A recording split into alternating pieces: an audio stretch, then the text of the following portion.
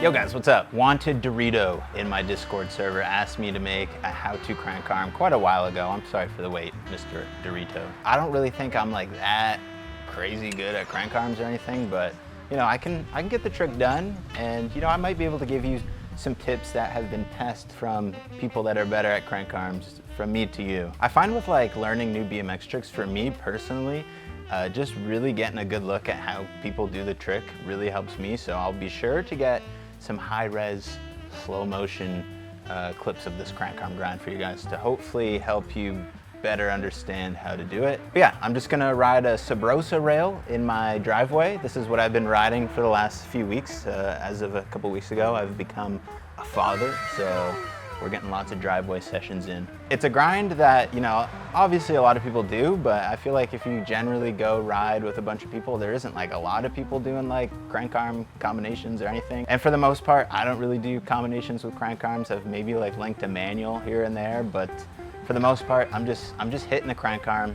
It just feels so good. You don't need to do anything else with it. If you do, props to you, you're crazy, because it's a hard trick to do stuff in and out of. But yeah, I mean, if you're pretty comfortable with grinds, you could definitely learn this trick. You do need a rail that is probably about wheel height. I think the Sabrosa rail is like 18 inches high. I think that, honestly, the Sabrosa rail is the perfect height for crank arms. It's not like too high where it's scary or you could get like hurt on it, and it's not too low, so like sometimes if you're on a low rail and you go to crank arm it, your back wheel or sometimes your front wheel just like drags or rides on the ground.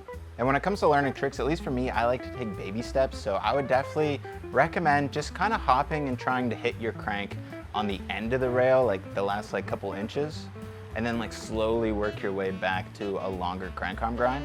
I'm not really sure there's really any better advice to getting into a crank arm grind than you really just kind of have to hop and gently place your pedal onto the rail. I'd say the best tip I ever got that honestly really helped me lock in crank arm grinds was to picture yourself doing an opposite table. So for me, I'm right foot forward. I would take my right hand and put it into my left armpit, right? Table.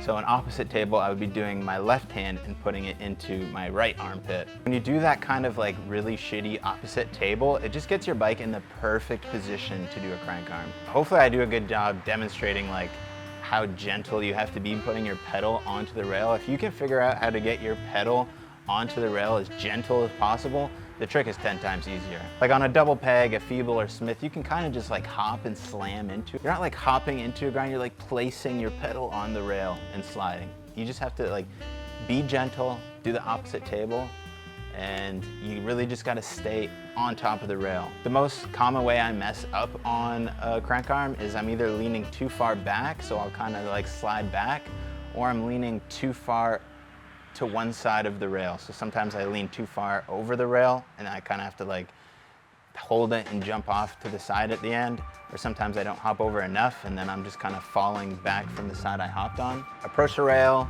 So I don't really come at the rail on an angle at all. I just kind of ride up beside it. You hop, do the opposite table, bringing your bike over to the side. You like gently place your pedal on the rail. Keep all your weight on that foot and straight over the rail. Your bike isn't really flat in a crank arm grind. I mean, it can be, but your bike is kind of like angled up a bit. So like keep your bars up. It's one of those tricks that's really hard to make a how-to on, because I feel like if someone was trying crank arm grinds in front of me, I could definitely tell them what they're probably doing wrong. But I say like the opposite table, like normally when I do crank arm grinds, I'm not holding my bike in that position.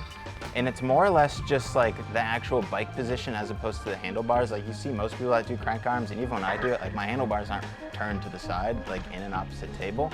But just the motion of doing that with your bike just helps you get into the right like body position for the crank arm. And then once you get it down, then you can like not have to really worry about putting your bars like in an opposite table position. Hopefully that tip does not screw over anyone. That tip really helped me. I'm hoping it helps you.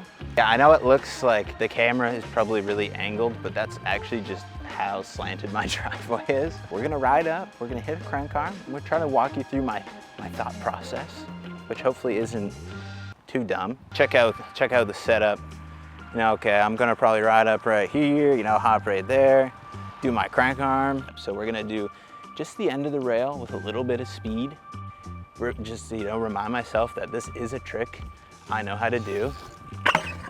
Boom, little baby one. Maybe I'll do one like slightly longer, you know, do my little opposite table. Feeling pretty comfortable now. I would probably just get a little bit more speed and slide the whole thing.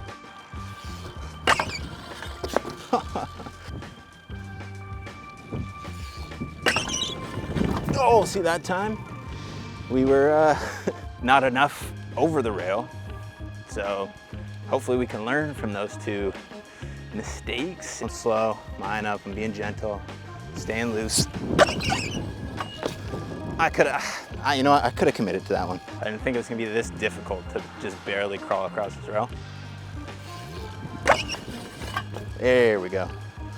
But guys, I don't know, hopefully some of this was helpful for you. Maybe I'd call it like a trick tip video. I wouldn't even necessarily, this is like a how-to crank arm, but definitely like a tips and tricks for the crank arm.